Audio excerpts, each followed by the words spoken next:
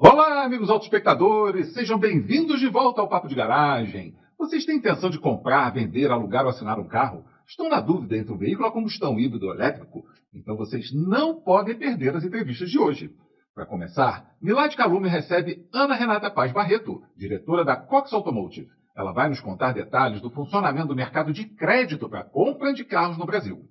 Parcelar, por que está tão difícil conseguir financiamento para adquirir um automóvel? Que tal tirar essa dúvida diretamente com a Cox?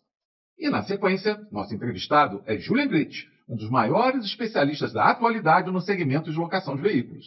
Ele vai nos contar vários detalhes que muitas vezes passam desapercebidos pelos consumidores, como por exemplo, quais os elementos principais que o cliente deve levar em consideração para fazer a melhor escolha. Parcelar, vai ter cupons de desconto? Sim, hoje teremos cupom de desconto para 3 eventos. O primeiro é o 17º Simpósio Açaí Brasil de Manufatura, que ocorrerá no dia 18 de setembro em Caxias do Sul, com desconto exclusivo de 20%. O segundo é o 11º Fórum IKEA da Qualidade Automotiva, que ocorrerá no dia 9 de outubro em São Paulo, com desconto exclusivo de 30%.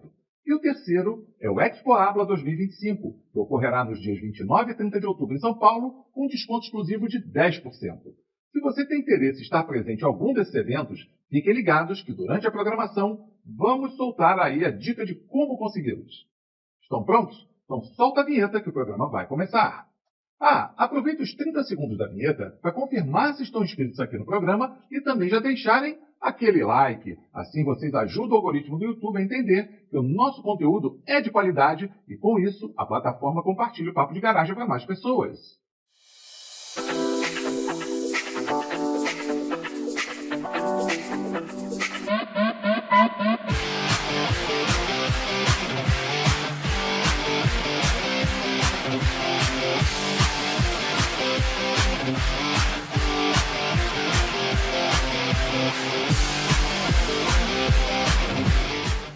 Agora sim, olá, autoespectadores! Sejam muito bem-vindos de volta ao programa Papo de Garagem, sua principal fonte de informação, independente, qualificada, opinativa, descomplicada sobre o mundo da mobilidade.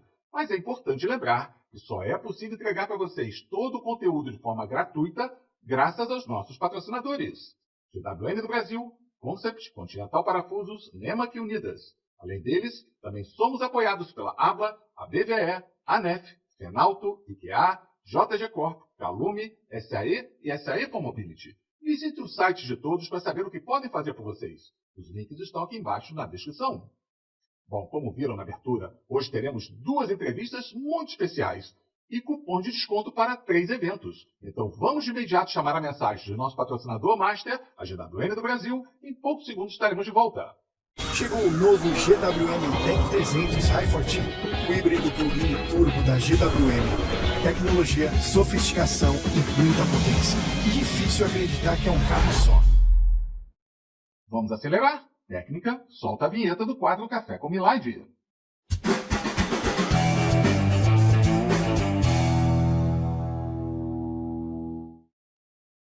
E aí, Milad, vamos tomar aquele café caprichado?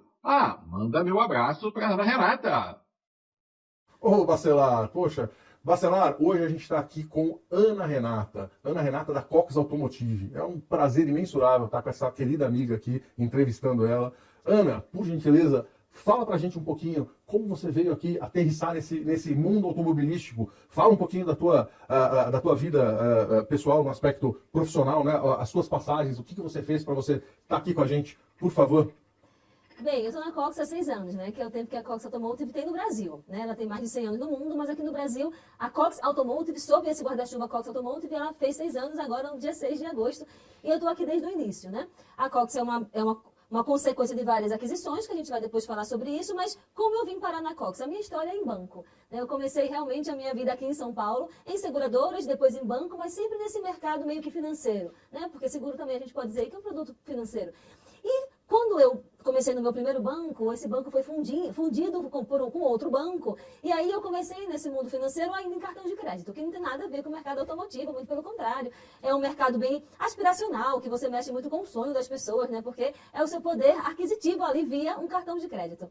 E aí depois, finalmente, eu saí deste banco e fui abraçar um outro banco e caí na cadeira de um classificado, Na época, era o terceiro maior classificado de veículo do país. E foi aí que eu entrei no mundo automotivo e nunca mais saí. Isso foi em 2013, né? E, de fato, nesses últimos 12, 13 anos, eu sempre trabalhei em bancos, até cair na Cox Automotive, mas voltado sempre para o mundo automotivo. Financiamento, seguro, pode ser um seguro de proteção financeira, um seguro alto, consórcio, sempre voltado para o que toca essa esteira. Né? Aqui na Cox, a Cox Automotive, como diz o nome, é uma empresa automotiva, faz parte de um grande conglomerado que tem outras linhas de negócio embaixo, né? Outras verticais, mas realmente ela é uma gigante e aqui no Brasil a gente toca, eu diria que quase que 100% dos carros vendidos no Brasil, né, ou financiado, ou comprados à vista, ou retomados, ou segurados, a Cox Automotive tem um dedinho ali, um toque, né, nesse consumidor, ou nessa entidade, nessa instituição, né, pode ser financeira ou não.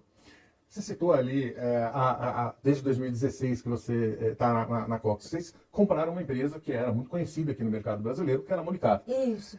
Quais foram as ações que vocês tomaram para tornar a Cox tão relevante hoje dentro do mercado automotivo? Boa pergunta, olha só, a Cox Automotive ela já tem a maior fonte de precificação do mundo, né, que é a Kelley Blue Book. A Kelley Blue Book tem 101 anos nos Estados Unidos, de fato é uma potência, né, a gente sempre fala que a cada 10 carros vendidos nos Estados Unidos, 9 passam pela Cox, mas na verdade, eu digo que 10 passam 10, né, porque 100% dos carros são precificados. E a Kelley Blue Book, que é a KBB lá fora, ela é um monopólio, né, então a ideia da Cox Automotive era justamente construir essa Kelley Blue Book no Brasil, porque... E como começar isso, né? E como começar essa história aqui no Brasil? Tinha que comprar realmente a maior tabela de precificação de veículo. A Molicar, ela era, na verdade, uma empresa bem doméstica, né? Eu não diria que era uma empresa familiar, tá? É uma empresa doméstica mesmo. Hoje ela tem 45 anos, porque a gente traz esse legado, essa história da Molicar, né, para a Kelley Blue Book, mas ela foi a fundação, ela foi o alicerce para a Kelley Blue Book ser construída no Brasil. Hoje, o que a gente oferece de precificação, graças à compra da Cox Automotive e o lançamento da Kelley Blue Book, ela é uma sofisticação imensa da Molicar, né? A gente chama KBB Molicar, eu brinco que a gente tem nome e sobrenome, né? Mas o mercado automotivo, a indústria, ela fala mesmo Molicar, né? É uma marca muito forte, uma tabela muito inserida nos sistemas, né? Na intimidade dessas empresas, tanto em banco como montadora, locadora, seguradora, que de fato não dá. É muito difícil a gente colocar na boca de um executivo Kelley Blue Book. Então a gente fala KBB Molicar e eles falam o quê? A Molicar. E a gente deixa, porque a gente sabe que essa é a história que sustenta realmente a KBB Molicar. Mas quando a Cox comprou em 2016, para o começo de 2017, ela comprou justamente para trazer a Kelley Blue Book e todos os desdobramentos que esse mercado precisa. Porque uma precificação de veículo é uma coisa extremamente científica, né? Você sabe disso. Exige muito dado, exige muito investimento financeiro e exige principalmente um capital intelectual que é dificílimo de se construir, né? Eu sempre falo que precificar veículo parece ser muito banal, mas de banal não tem nada. E o mercado brasileiro, graças à pandemia, começou a abrir o olho para a precificação, né? E eu também sempre brinco com os meus clientes que técnico de futebol, né? Opinião e religião dos outros e precificação de veículo, todo mundo acha que sabe. Então, quanto custa o carro? Aí vem uma pessoa, dá uma olhada no carro, custa tanto. Com base em quê? Com base na minha experiência. Não. Né? A experiência ela é muito bem-vinda, mas a ciência que tem por trás, ela é cara, ela é volumosa e é isso que torna... a Kelley Blue Book aqui no Brasil e lá em qualquer país onde a gente esteja, de fato uma precificação precisa e exata. Então não tem aqui a experiência por si só, é a experiência fundamentada com muito dado, com muita ciência e com muito investimento. Putz, bacana, muito legal. Eu acompanhei muito perto essa grande parte dessa história também. Mas assim, com relação aos próximos 24, 36 meses, o foco estratégico que a Cox teria aqui dentro do Brasil, poderia se dizer, seria o quê? O mercado de usados, o mercado de digitalização? Aonde vocês estariam caminhando? Qual seria o caminho mais próximo, nesses próximos tempos, falando sobre a estratégia do negócio de vocês? Da Cox do Brasil, né? Isso, Cox do Brasil. Veja bem, a Cox ela se tornou uma consultoria muito ampla, até muito maior do que eu imaginava, para ser muito sincera aqui nesse bate-papo. A Cox no Brasil tem 3 empresas, né? Eu nem vou considerar mais a Manheim, tá? Porque a Manheim, no momento, ela está inoperante. Mas a gente tem a Dealertrack, que é o nosso FNI, né? Um FNI americanizado, não é um FNI abrasileirado. A gente tem a Kelley Blue Book e a Molicar que viraram uma só. Então, dessas 3 empresas, que seria a Dealertrack, a Manheim e a KBB Molicar, eu diria que a gente está com 2, né? Porque a Manheim ela está aqui no lugarzinho sendo analisada e ela vai ser relançada no ano que vem com um propósito muito maior. Mas por hora são essas 2. E aí a Molicar, quando a gente olha a Cox como esta precificadora, que é a precificadora que o mercado adota, ponto. Né? Nós somos o começo e o fim de toda a esteira de compra e venda automotiva. Tanto do ponto de vista de financiamento, como de seguro e de tudo isso. Mas a Cox, ela foi ganhando outras roupagens ao longo desses últimos 6 anos. Graças a quê? Graças à nossa presença em toda a indústria. Né? Eu sempre brinco, quando eu vou numa feira, né, uma feira como a Fenalto, eu olho aquela Fenalto e falo, todos são meus clientes. Eu tenho da loja de inspeção, a locadora, ao corredor de bancos, as seguradoras, todos que estão ali, de algum jeito, consomem a Cox Automotive. Então, a Cox foi se reinventando para abraçar a necessidade que o próprio mercado nos trouxe. Então, isso é interessantíssimo. Hoje, a Cox tem um braço fortíssimo de software house, que a gente jamais pensou em desenvolver, mas desenvolveu porque a nossa capacidade técnica, no que diz respeito ao mercado automotivo, ela é construída com a nossa tecnologia. Então, quando uma empresa, seja ela qual for, uma montadora ou mesmo um banco, fala, eu preciso deste capital intelectual, mas eu não sei construir, porque a tecnologia constrói o que está aqui. A ideia não sai de um desenvolvedor, sai da cabeça de alguém de produto, de um bom produteiro que desenvolve. E nós somos esses bons produteiros do mercado automotivo, porque a gente de fato conhece a esteira como um todo. A gente conhece a esteira de financiamento, a esteira de locação, a esteira de assinatura, que são ali vizinhos, a esteira de precificação. Então, quando você olha, você fala assim, gente, mas como eu construo isso na cabeça de vocês? Tem que ser com a gente. Então, a gente começou a criar essas roupagens da software house, a grande precificadora, que é a precificadora do mercado brasileiro. A própria Dealertrack virou, na verdade, muito mais do que uma ferramenta de financiamento. Hoje, a Dealertrack, ela é preparada para dar aos bancos a segurança que o banco precisa para aprovar. Veja bem, nós não fazemos com que o banco aprove. Nós tiramos as dúvidas sobre a qualidade daquela operação para que o banco aprove ou recuse com mais propriedade. Né? A gente sempre fala isso, a área de crédito ela precisa de bons embasamentos, de bons dados, para saber se quer ou não dar o crédito àquela operação. E o que a Dealertrack faz cada vez mais eu te dou elementos ao longo da jornada para que a instituição financeira saiba que o carro é o carro, que o CPF é o CPF, que a loja é a loja, e como é que esse tripé sustentaria essa operação de forma sadia. Então, de novo, quando eu olho hoje a Cox Automotive, o mercado automotivo, a gente vai muito além do que a gente pensou que seria há 6 anos, né? E cada dia mais a gente descobre que a gente tem que ter mais presença. A gente lançou agora um produto que é o decodificador de placa, que é mais um elemento de segurança. O banco tem que saber que aquele carro, é aquela marca, é aquela versão, é aquele ano, é aquele preço, para se proteger contra qualquer investida de um lojista, né?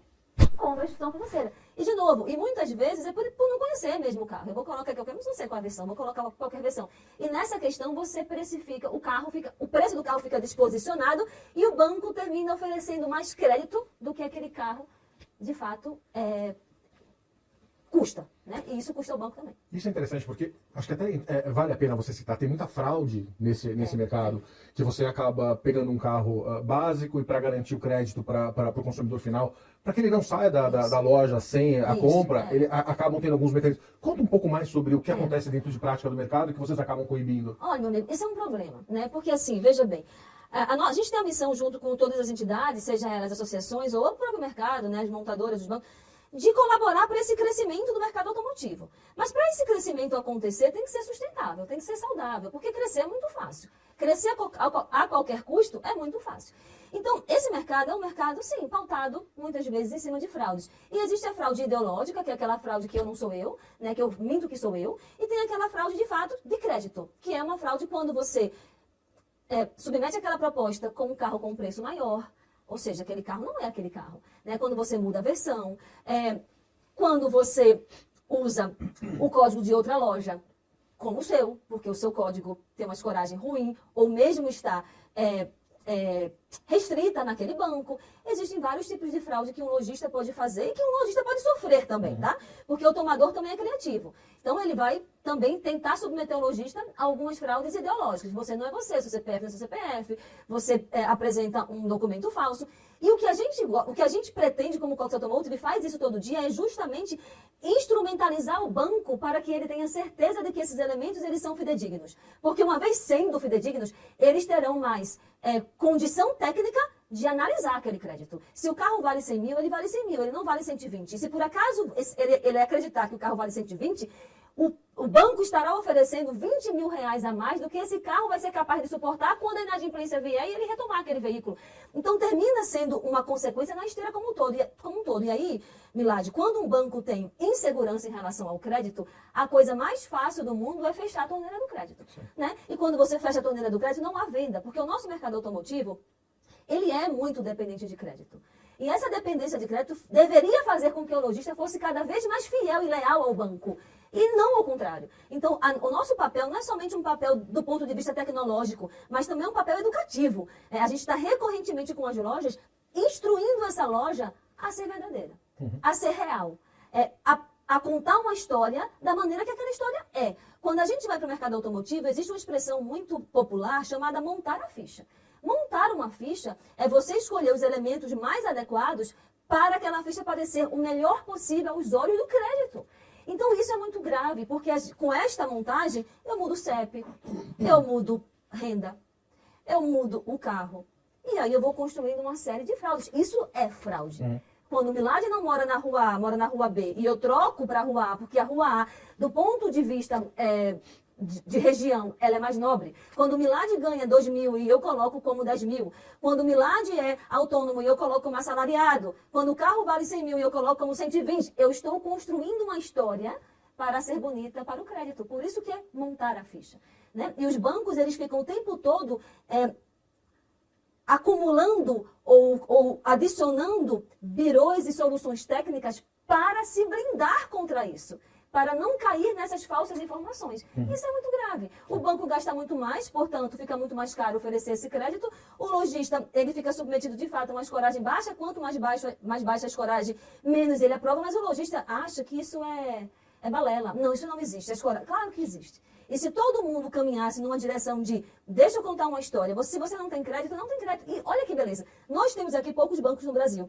Mas os bancos são muito nichados. Eu tenho um banco só focado em carro novo, eu tenho um banco focado em carro de meia idade, eu tenho bancos focados nos usadões. Se o crédito não está aqui, pode estar aqui. É claro que é um preço diferente, né? Este crédito aqui tende a ser mais barato do que este crédito aqui, que é um crédito mais arriscado. O tomador é mais arriscado, a loja é mais arriscada e o carro é mais velho. Mas eu tenho como oferecer para todos. E aí, eu também venho com outro papel, que é o próprio papel do banco em se atualizar. Né? Os bancos, eles estão brigando sempre pelos mesmos CPFs. Né? E o que a gente precisa é entender como a gente pode expandir essa participação do ponto de vista de oferta de crédito mesmo, buscando novas opções de crédito. Né? Então, é isso. A gente termina criando soluções dentro da Cox, porque a gente entra em contato com essas lacunas que o mercado tem e a gente vai sanando essas lacunas, alimentando e fechando os buracos que a gente encontra no meio do caminho. Não, legal. Se vocês me permitem só falar, o que ela comenta como sobre score das lojas? Você tem uma classificação. Se você tem uma classificação, se a loja tem uma classificação baixa, o risco é maior. E aí você tem uma taxa de juros como um pênalti maior para aquela determinada loja. Então é isso que ela comentou sobre a questão de risco daquela loja. Então eles tentam manipular, o que ela comentou lá no começo dessa afirmação dela, tenta colocar um outro CNPJ da loja para tentar manipular esse tipo de situação, porque daí você tem uma taxa de juros mais agradável, mas é fraude. E a outra coisa, é algo que eu sempre costumo falar, o mercado brasileiro, com outras variáveis, mas ele fundamentalmente se move pelo preço do veículo, pela taxa de juros e pela liberação de crédito que a Ana Renata acabou de citar aqui. Então, é extremamente importante a gente ter esse tipo de situação bem difundida. E aí o que eles trabalham é justamente nessa terceira ponta, que é a parte da liberação de crédito. Bom, Ana, a gente dar uma parada para lembrar os nossos autoespectadores de trazer as dúvidas, os questionamentos, sugestão de entrevistados. Então, não esqueçam de interagir conosco para entender a visão que a Ana Renata tem do mercado, essa qualidade de informação que ela traz aqui. A gente aguarda a opinião de vocês, quem vocês querem que esteja sentado aqui na cadeira numa próxima entrevista. Aguardamos aí o seu convite. Ana, a gente está caminhando para o final, mas eu acho que antes disso eu quero entender com você qual a sua visão do mercado de usados para os próximos 5 anos. É um mercado que você tem, assim, tendências gerais do mercado. O que você vê aí nos próximos 5 anos acontecendo com o mercado de usados? A gente veio aí de um recorde do ano passado, a tendência é que a gente tenha um outro recorde de vendas esse ano, mas de qualquer forma, quais são as suas perspectivas dos próximos 5 anos? Veja bem, eu gosto muito de dizer que a gente não faz realmente, não joga tarô nem runas, né? Isso é importante dizer, porque todo santo dia eu recebo perguntas assim, e pior, como será o mercado daqui a 10 anos, daqui a 20 anos? Gente, a gente está no Brasil, a gente está na Suíça. Né? É tudo muito é muita emoção todo dia, né? Pra gente achar que a gente vai ter uma previsão de daqui a 10, 15 ou seja lá o que for. Mas o que acontece? Todos nós estamos vendo isso não é uma observação da Ana Renata, de que o mercado automotivo está mudando do ponto de vista de produto. Quando eu falo produto, do próprio veículo, né? Então, os veículos que estão chegando no Brasil hoje, eles têm características diferentes, que até então o mercado brasileiro até já tocou anos atrás, mas que não deu muito certo e que, né, estamos agora revivendo este momento, só que diferente. Né? Então, o que é que eu acho? O mercado automotivo ele é dependente de crédito, ponto. Nós temos poucos bancos no Brasil, né, dedicados a essa vertical de veículo. Por outro lado, a gente está vendo que os carros que estão chegando no Brasil estão chegando ou com algum incentivo interessante, né, ou forçando as marcas tradicionais a também fazerem movimentos diferentes. De novo, a gente está agora lidando com uma enxurrada de carros elétricos ou carros híbridos ou plug-in. E eu estava, inclusive, conversando sobre isso hoje de manhã com um banco. A gente não sabe como será a segunda venda desse carro. Porque quando você vai para a rua, vai para a realidade, porque a realidade está na rua, não está lá no seu 12º andar no ar-condicionado. E você vê que as lojas independentes, inclusive lojas boas, elas não são capazes de comprar como troca, de aceitar como troca um carro elétrico ou um carro plug-in, porque ela não tem infra dentro da loja para sequer carregar aquele carro. A gente vê que ainda existe um preparo para a gente poder entender como vai ser esse futuro. Sim, o futuro é muito mais mesclado de produto do que a gente vem tendo. E eu acho isso ótimo. Eu acho isso maravilhoso, que venham mais e mais montadoras para o Brasil. Por outro lado, a gente precisa aprender a dar crédito para esses novos carros. A gente precisa aprender a revender esses novos carros. E a gente precisa de mais tempo na janelinha para entender como esses novos carros se comportarão. Do ponto de vista de residual, do ponto de vista mecânico, do ponto de vista de adesão mercadológica. Então, se você me perguntar hoje qual é o valor residual de 24 meses ou mesmo de 12 meses de um carro X que acabou de entrar no Brasil, eu vou dizer não sei. Porque eu posso até conhecer a experiência dele em outro mercado internacional. Mas aqui é Brasil. Mas aqui é Brasil, gente. Né? De novo, a Cox Automotive é uma empresa americana. E os meus maiores embates com os meus gringos são esses. Porque na Bélgica, porque na Inglaterra. Mas isso deu certo nos Estados Unidos. Meu amigo, a Bélgica é menor do que Recife. Quantas crises a Bélgica teve nos últimos 15 anos? A Bélgica não sabe nem o que é pegar, né, pagar boleto. Então, é muito difícil você fazer essas previsões longas estando num mercado como o nosso e estando num mercado que é ainda imaturo do ponto de vista financeiro e do ponto de vista de catálogo. Se você comparar o volume do nosso catálogo de veículo no Brasil com o americano, com o europeu como um todo, que é possível você transacionar aqui, você vai ver que nós somos bebês. Né? Então, à medida que esse catálogo vai aumentando e os bancos vão aprendendo a dar crédito para esses carros, como assim, Renata, aprendendo a dar crédito? Sim, gente. Tem muitos bancos que não querem trabalhar com carros A, B e C porque não conhecem o tipo da garantia. Esse é um ponto importante. Veja bem, existe um tripé nessa concessão do crédito que é muito valiosa, né? Que é o tomador, o CPF, que é a loja e a garantia. O carro é uma garantia para o banco, porque se tudo der errado e a inadimplência vier, o banco tem aquele ativo para tentar cobrir aquela perda financeira que houve. E se a garantia não for uma garantia, né, aquele carro não é aprovável, não é financiável. Então, tudo isso é um aprendizado que leva tempo, que leva os 5 anos, que leva os 10 anos, né, para você aprender como ele se comporta dentro do mercado, dentro do mercado automotivo. Então, é muito importante que todas as entidades participantes desse mercado, desde aquela que faz a inspeção do veículo até o próprio banco, estejam abertas para, de fato, experimentar o novo. Né? Porque é muito mais fácil, na dúvida, eu me fechar, eu recusar. Né? Como a gente fala no crédito. Na dúvida, se o crédito é bom ou ruim, recuse. Né? Assim que o banco fala, na dúvida, eu não tocar, é ruim. Porque aí eu nunca vou expandir, eu nunca vou crescer. A gente teve um crescimento do ano passado para este, mas em termos de volume de carro. Mas se você comparar junho com maio e junho com junho, já caímos. Né? Porque aí veio a taxa de juros, e aí, né, cai aquele apetite do crédito, o nosso bolso fica mais curto, né, aí vem a inadimplência, e a gente precisa explorar aqui por mais 25 dias, né, 25 minutos, essa história. Então, pessoal, é isso. Vocês viram, Ana Renata, jornalista de formação, mais uma expert dentro do mundo automobilístico. Ana Renata, um prazer estar com você aqui, estar falando com você, conversando, sempre um prazer gigantesco estar podendo conversar com você, ainda mais aqui com os nossos autoespectadores. Palavras finais aqui para os nossos autoespectadores? Primeiro, eu agradeço o convite a você, ao Ricardo. Eu acho, assim, esse espaço aqui é um espaço riquíssimo, né? E vocês estão de parabéns pelo trabalho brilhante que vocês fazem, e pelas vítimas que aqui ficam, tá, gente? Não é fácil. Eu acho que isso, de fato, faz parte dessa mudança de mentalidade que eu venho tanto fazendo.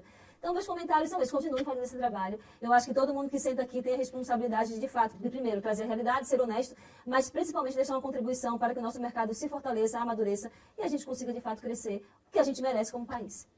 Minha amiga Ana Renata, muito Eu obrigado. que agradeço.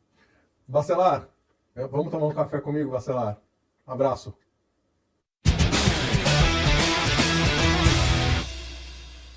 Opa, Milad, Ana Renata, parabéns por esse bate-papo incrível, hein? E vocês, amigos autoespectadores, aproveitem e escrevam seus comentários, sugiram temas entrevistados, ajude-nos a aperfeiçoar cada vez mais o programa.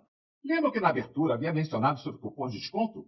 Pois bem, para garantir seus ingressos para o 17º Simpósio SAE Brasil de Manufatura, que ocorrerá no dia 18 de setembro em Caxias do Sul, com desconto exclusivo de 20%, apontem seu celular para esse QR Code aqui atrás, acesse o formulário de inscrição e utilize o cupom PAPO-GARAGEM-PROMO. Já para quem deseja garantir seus ingressos para o 11º Fórum IKEA da Qualidade Automotiva, que ocorrerá no dia 9 de outubro em São Paulo, com desconto exclusivo de 30%, apontem seu celular para este QR Code aqui atrás, acesse o formulário de inscrição e utilize o cupom PAPO-GARAGEM-30. Mas, se você deseja garantir seus ingressos para o Expo Habla 2025, que ocorrerá nos dias 29 e 30 de outubro em São Paulo, com desconto exclusivo de 10%, apontem seu celular para este QR Code aqui atrás, acesse o formulário de inscrição e utilize o cupom GARAGEM10EXPO. Vai ser um enorme prazer encontrar cada um de vocês por lá. Antes que esqueça, aquele recadinho rápido. Se gosta do Papo de Garagem, dê uma rápida pausa agora no programa, confirmem sua inscrição, deem seu like e voltem para darmos sequência juntos. Assim vocês ajudam o algoritmo do YouTube a entender que o nosso conteúdo é de qualidade e, desta forma, a plataforma compartilha o Papo de Garagem para mais pessoas. Muito obrigado, de coração.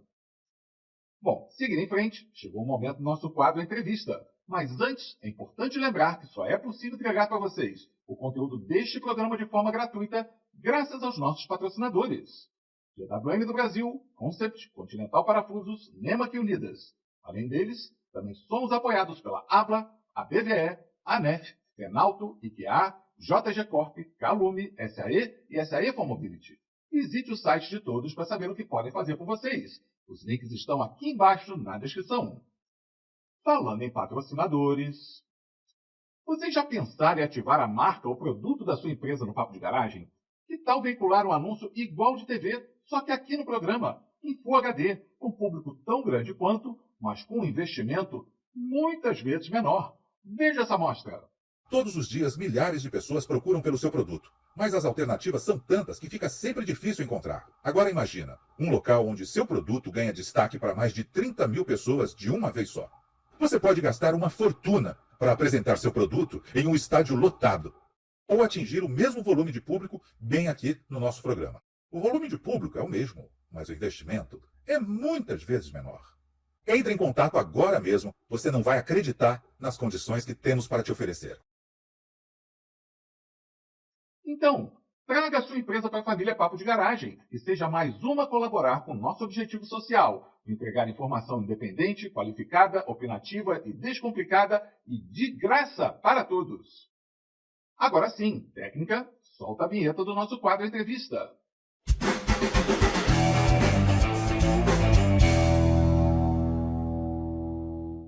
Hoje, temos a honra de receber Júlia Grete, um dos maiores especialistas da atualidade no segmento de locação de veículos. Com mais de 25 anos de experiência de mercado, Júlia é formada em Tecnologia da Informação pela Universidade Positivo, com MBA em Gestão de Pessoas e mestrado em Administração de Empresas. Fundador da EuroIT e da JG Corp, Júlia é criador do Guia das Locadoras e do Rentalcast, um podcast dedicado a discutir tendências, desafios e oportunidades no mercado de locação de veículos e frotas. Júlia também é palestrante internacional, conselheiro de empresas e pioneiro na aplicação de inteligência artificial para locadoras. Júlia, é um enorme prazer te receber aqui no programa. Muito obrigado de coração por aceitar nosso convite e seja muito bem-vindo. Bacelar, é um grande prazer estar aqui com vocês nesse local tão especial que é o Papo de Garagem. Então, assim, tenho só a agradecer a vocês aí pela oportunidade. Espero que minhas palavras tenham valor aí para vocês. Com certeza, a nossa audiência aqui está à espera das suas opiniões a respeito dos temas que a gente vai tratar. Aliás, falando de audiência, né? Júlia, uma boa parcela do nosso público trabalha na indústria automotiva, mas atualmente grande parte dele é composto por consumidores de produtos e serviços de mobilidade. Desta forma, é uma oportunidade incrível de contato direto entre você e eles. Então vamos às perguntas.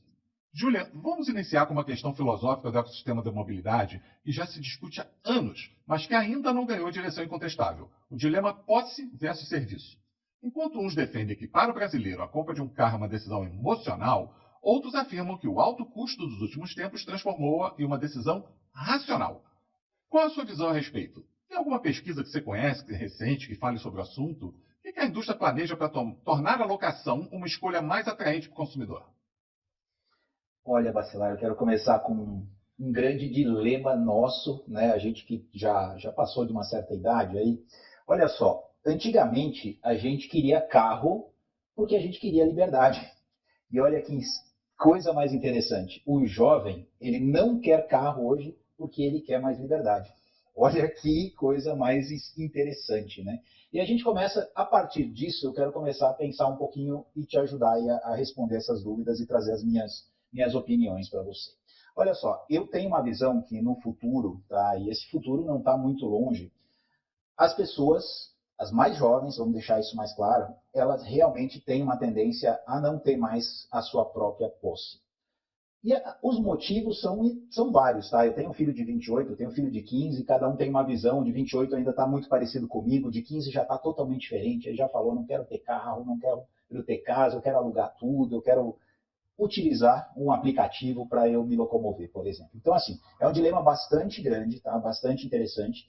E trazendo para o nosso mundo de locadoras, que é algo que está dentro do meu sangue, vamos colocar assim, em 2016, tá? Acho que é bem importante a gente trazer essa informação. Em 2016, quando chegou o aplicativo, né? Chegaram os primeiros aplicativos de locomoção, a gente imaginou, poxa, as locadoras vão sumir, as locadoras vão desaparecer. E, Bacelar, foi o contrário. Olha só, muitas locadoras acharam que era um momento disruptivo e que as pessoas não iam mais alugar carro. E aí, depois de um tempo, algumas locadoras viram assim, poxa, eu posso alugar o meu carro para o motorista de aplicativo para que ele faça as corridas através daquele aplicativo. Então, assim, mudou tudo o conceito, todo o conceito que a gente tem na nossa cabeça. Um número importante, Bacelar, hoje, assim, números de 2024, por volta de 28% dos carros vendidos pelas montadoras estão indo para quem? Para as locadoras de veículos. 28%, ou seja, quase um terço dos veículos. A gente vai aguardar para ver esse ano. Esse ano está um pouquinho mais conturbado, mas a gente vai aguardar os números. Já chegou a ser mais de 30%, para você ter uma ideia. Claro, veio pandemia e mudou algumas coisas aí. Mas veja, se a gente for pensar, um terço dos carros vendidos já estão indo para locadoras. Se a gente pegar mais um percentual que está indo para empresas, um bom percentual dos carros que estão saindo das montadoras já estão indo não para um consumidor final, mas sim para uma empresa de mobilidade. Então, minha visão é que realmente a gente está indo para um caminho onde as pessoas não vão ter mais a sua posse. Elas vão pensar em alugar um carro por um pequeno período, para ir para tirar férias, ir para o litoral, alguma coisa assim. Vai usar o carro via aplicativo para fazer pequenos serviços e, eventualmente, quando ele precisar de um carro por um longo período, eventualmente partir para a sua pergunta, que é a assinatura. Será que vale a pena? Será que não vale a pena? Eu acho que assim, isso é muito relativo, tem que se pesquisar muito, tem que se consultar vários fornecedores hoje do mercado, ler e ter muito cuidado com as entrelinhas, porque as entrelinhas hoje são muito críticas.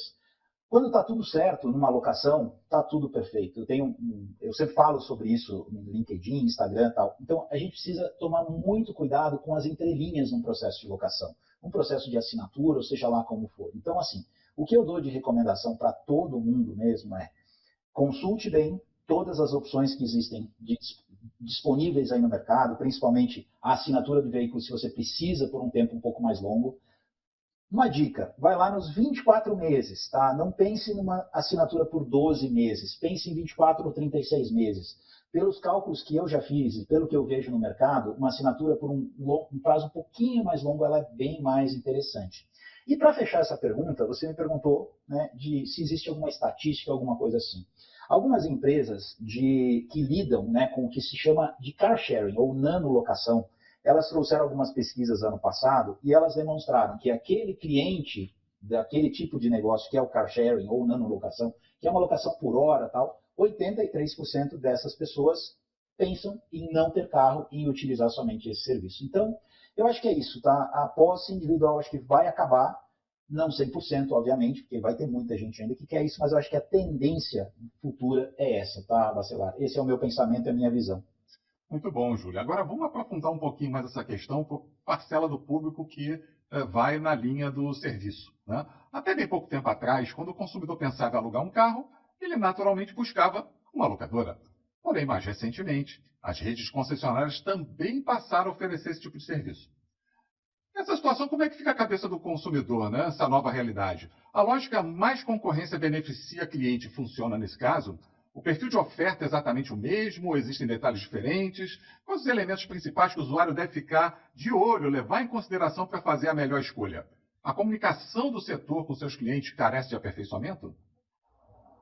Olha só, Bacelar, que pergunta excelente. Veja só, eu trabalho nesse segmento locadora tem quase 3 décadas aí. Quando eu comecei nesse segmento, eu lembro de uma única concessionária, que eu conheço, ela está ativa até hoje, a concessionária é a locadora, que trabalhava com locação de veículos. Era a única, assim, no Brasil todo, e eu atendi clientes no Brasil todo, durante todos esses anos aí.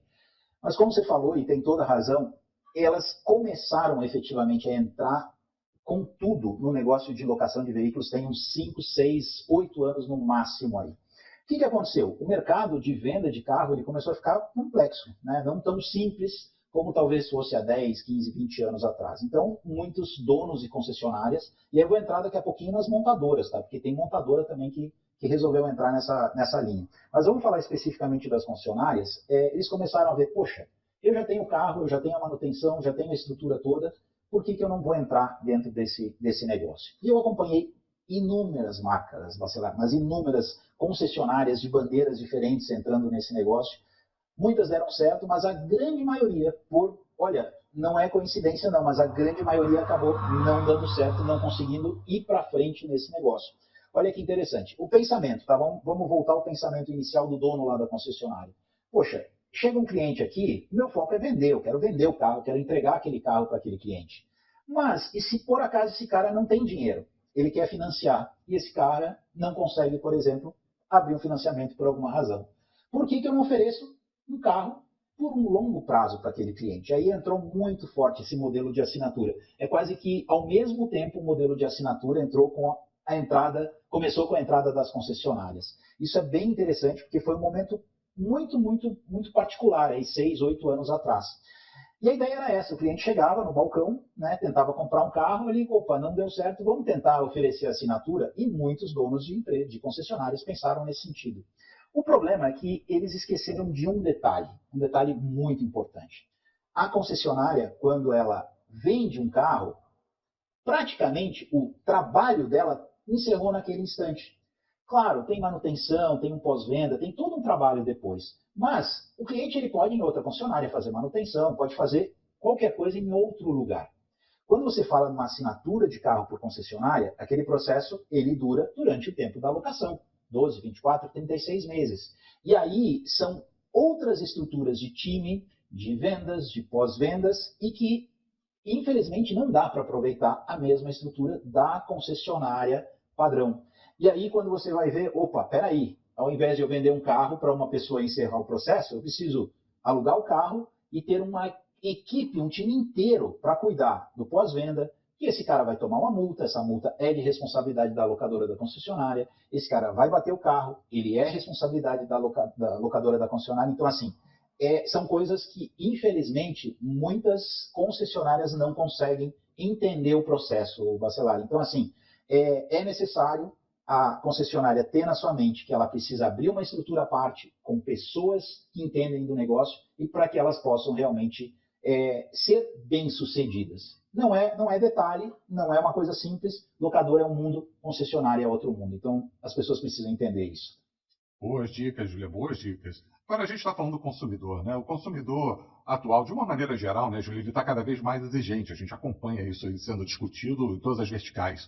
Ele está sempre buscando mais conveniência, mais personalização. Agora, trazendo essa realidade para o serviço de locação especificamente, o que o setor está estudando para aperfeiçoar a experiência do cliente? Você é um craque, por exemplo, em inteligência artificial. O uso de inteligência artificial está nesses planos de aperfeiçoamento. O que os consumidores podem esperar em um horizonte próximo?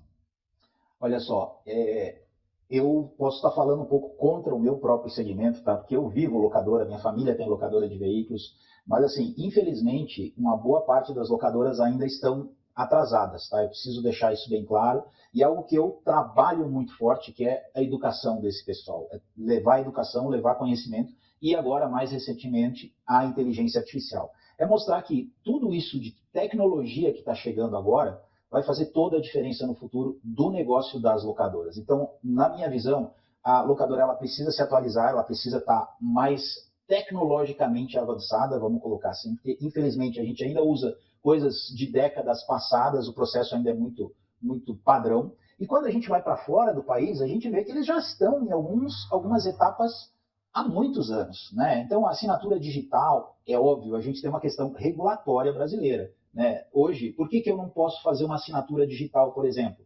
Porque o Detran, infelizmente, não aceita isso. Isso é um problema muito sério. Quando o cliente toma uma multa, o cliente da locadora toma uma multa, o que acontece? A multa vai para a locadora, não vai para o cliente.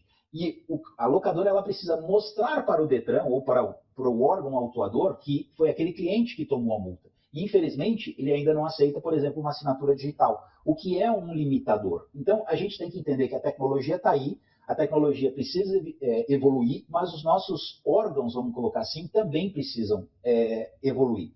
E aí entra a questão self-check-in, por exemplo, você poder fazer todo o processo sem intervenção humana, que é o que o jovem quer. O jovem não gosta de intervenção humana, isso é muito interessante. Eles querem falar pelo WhatsApp, eles querem teclar pelo WhatsApp, no máximo mandar um áudio.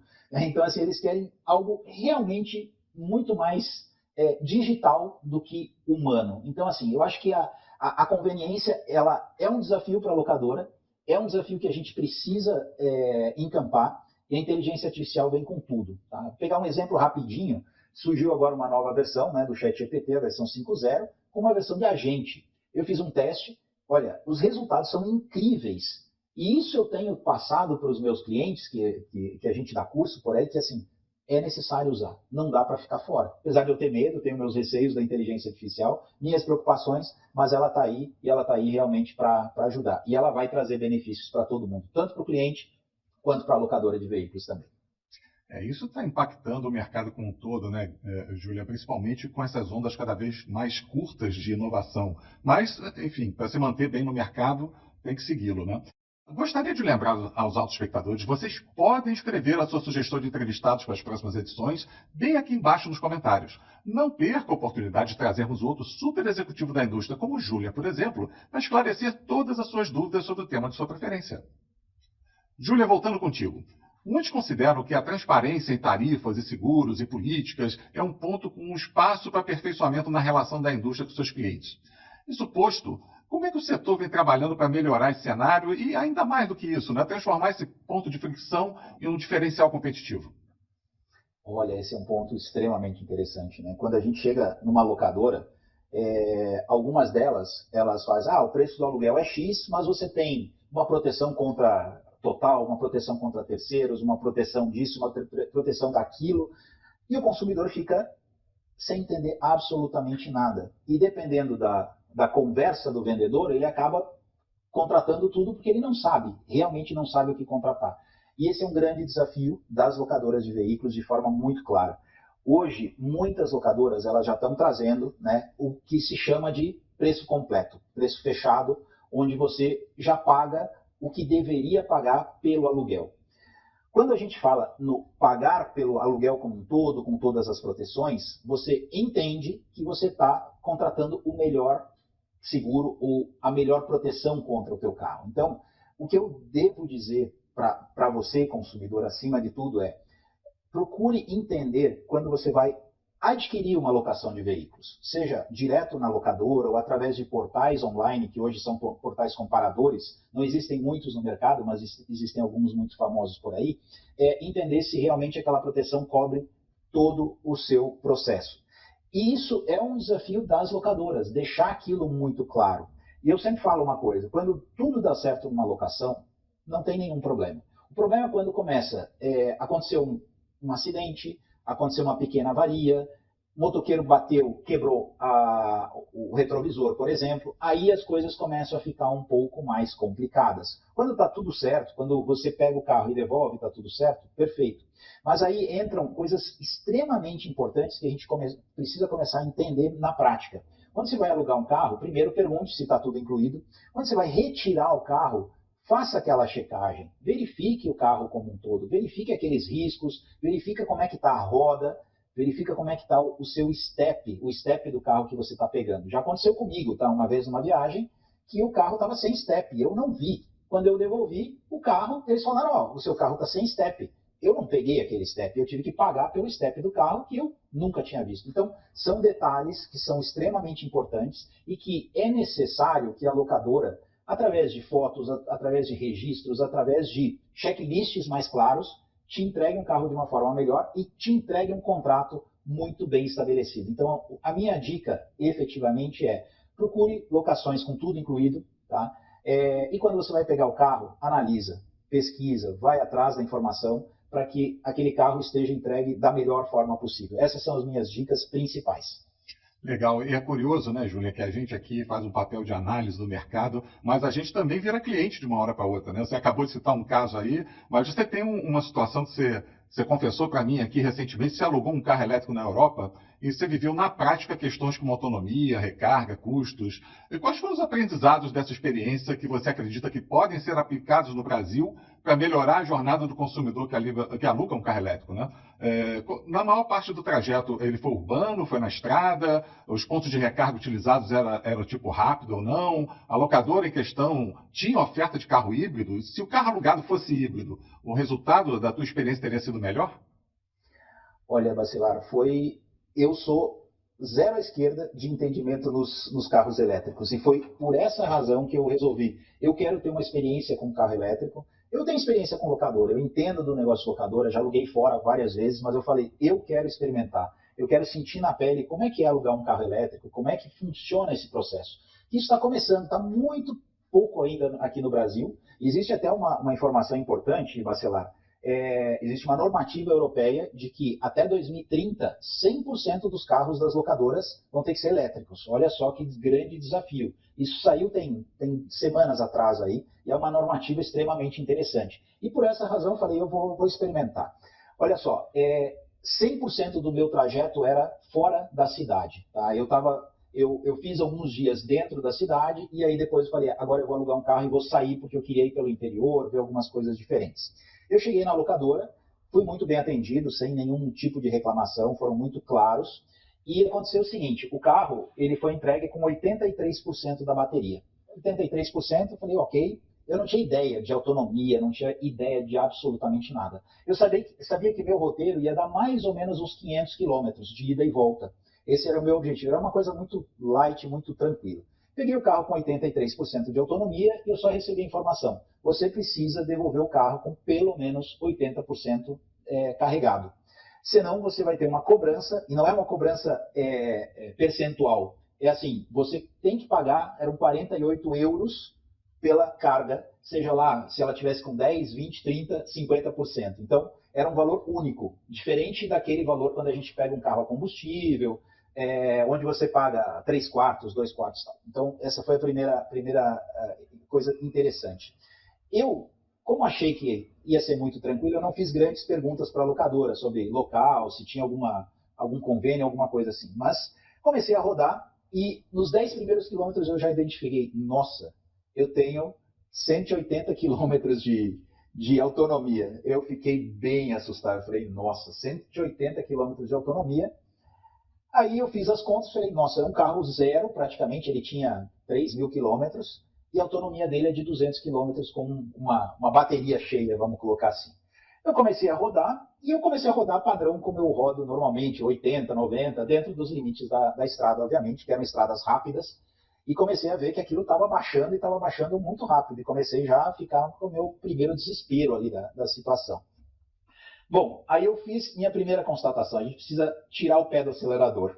Numa estrada, talvez na cidade ele pudesse consumir menos, né, porque a gente anda mais lento, mas a primeira constatação que eu fiz é que você não pode rodar muito rápido, tem que ser lento, não pode pisar muito fundo, porque ele consome mais. A hora que eu comecei a entender isso, eu vi, opa, eu vou poder rodar um pouquinho mais. E realmente, ele começou uma autonomia, e como eu já tinha uma previsão de chegar num ponto inicial, que era era por volta de 150 quilômetros, fiz as minhas paradas, fui nos locais e tal, e ao chegar no destino eu fui carregar. Bom, primeiro eu fui verificar o hotel que eu tinha, não tinha carregador elétrico, aí eu comecei a olhar, né, pelo meu aplicativo lá que eu baixei, opa, tem um estacionamento muito próximo aqui, fui lá e, ok, vou colocar para carregar. Primeiro ponto, 80 euros de pré-autorização no meu cartão de crédito, 80 euros. Falei, bom, ok, vamos experimentar. Não era um carregador de carga rápida, era um carregador de carga lenta. Pelo aplicativo eu verifiquei quanto que estava carregando aquela bateria. Resumindo a história, para não ser muito longo, custou 78 euros um abastecimento de praticamente 80% da bateria. Eu fiquei muito assustado, porque eu paguei isso e mais deu 25 euros o estacionamento. Então, assim, essa primeira experiência para mim foi bastante chocante, né? E aí você começa a pensar, se eu tivesse com um carro a combustível, acho que eu não ia gastar tanto, né? O litro, por exemplo, estava 1,70 €. Eu acho que eu não ia gastar tanto. Resumindo a história, fiz o que eu tinha que fazer, voltei aonde eu precisava devolver o carro.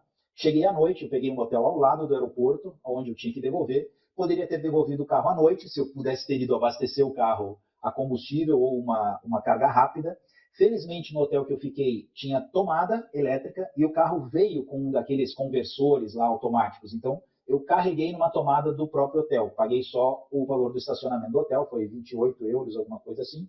Mas ele levou quase a noite inteira. E eu devolvi o carro com 88%, que eu deixei carregando das 10 da manhã até as 8 da manhã do outro dia e não carregou totalmente o carro. Então, assim, vou te falar, deu tudo certo, sem maiores reclamações, mas eu não pegaria um carro elétrico novamente, de jeito nenhum, para uma experiência de viagem desse jeito. Como eu falei, deu tudo certo, não teve nenhum problema, consegui fazer um planejamento relativamente prévio, mas para mim custou caro. Se fosse um híbrido, com certeza eu teria saído bem mais satisfeito dessa experiência, Bacelar. Sim, e se o carregador fosse rápido também, né, você consumiria menos tempo. Agora, com certeza, essa tarifa está absurdamente alta, né? Vamos esperar que eles revejam aí essa política comercial. Ô, Júlia, a gente está se aproximando aqui do final da entrevista, mas ainda dá tempo para mais uma pergunta. Vamos olhar agora, vamos olhar para o futuro, Júlia. Vamos dizer aqui, vamos chutar aí, vamos supor que os próximos 5 anos. Como é que você imagina que será a jornada completa do cliente de locação? Desde a reserva até a devolução, considerando aperfeiçoamentos de processos, novas tecnologias, para a gente falar de inteligência artificial de novo, da eletrificação, mudanças não só no sistema de mobilidade, mas também no comportamento do consumidor. Como é que você projeta esse cenário? Olha, eu acredito que a tecnologia e a inteligência artificial vêm para mudar todo o funcionamento aí do nosso ecossistema de locação. Primeira coisa, a gente tem que entender que eu odeio baixar aplicativo no meu celular.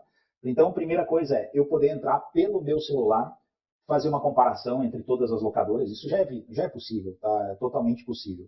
Fazer o meu processo de reserva do carro, escolher o melhor carro, da melhor situação, do melhor preço. A partir do momento que eu faço essa reserva, já alguns dias ou algumas horas antes do processo de locação, eu poder fazer o meu pré-check-in de forma completa, né? Isso é muito importante. Quando a gente fala de check-in de forma completa, já inserir meus dados de CNH, inserir meus dados de cartão de crédito, a própria locadora já pegar a pré-autorização, porque é um negócio muito crítico aí que é necessário para a locadora, ela pega uma pré-autorização, ou seja, ela bloqueia um valor no seu cartão de crédito, e ele é extremamente importante para a locadora, né, caso ocorra algum problema, né, e acaba consumindo um pouco do seu cartão de crédito. Mas você fazer todo esse processo de forma antecipada, ou seja, seria um pré-check-in, tá? Já existem locadoras no Brasil que fazem isso, tá? São poucas, mas já existem locadoras nesse sentido. Fora do Brasil isso é muito, muito, muito comum. Acho que a gente precisa ainda dar uns passos a mais aí nas locadoras aqui no Brasil, mas eu acho que a gente já está num sentido bastante interessante. Segundo durante o processo, você poder entrar em contato com a locadora, não fazendo uma ligação. Normalmente isso é meio que mandatório, né? Você poder, através de um chatbot de atendimento, você resolver os seus problemas só com uma forma mais humana, não aqueles chatbots tecnológicos lá, digite 1 para isso, 2... Ou seja, fazer um negócio um pouco mais humanizado, e aí que entra a inteligência artificial, para tornar o processo de interação humana um pouco mais automatizado. Então a gente faz a reserva, chega na locadora, a gente não precisa ir para o balcão, a gente vai direto, né, para o carro, porque ele já vai te avisar pelo celular, por SMS, por WhatsApp, olha, seu carro está na vaga número tal, e você vai lá e já o carro, a chave já está lá disponível, você faz um destravamento de porta, por exemplo, pelo celular, alguma coisa assim, e você não tem intervenção humana. Você vai lá e pega o carro, anda, faz todo o seu processo, faz sua viagem e tal. E aí entra uma coisa muito importante que está acontecendo agora, Bacelar, e está acontecendo de forma muito forte nos Estados Unidos, quando você chega com o carro ou devolve o carro, as locadoras estão com equipamentos, tá, de leitura daquele veículo através de inteligência artificial. Deixa eu voltar um passinho. Você saiu por um portal, vamos colocar assim, da locadora, que já capturou a informação do teu odômetro, como é que está o carro, tirou fotos, imagens e assim por diante. E no retorno, a mesma coisa. A inteligência artificial ele vai pegar todas as informações da saída versus informações do retorno, e a partir desse momento, a inteligência artificial entra no jogo.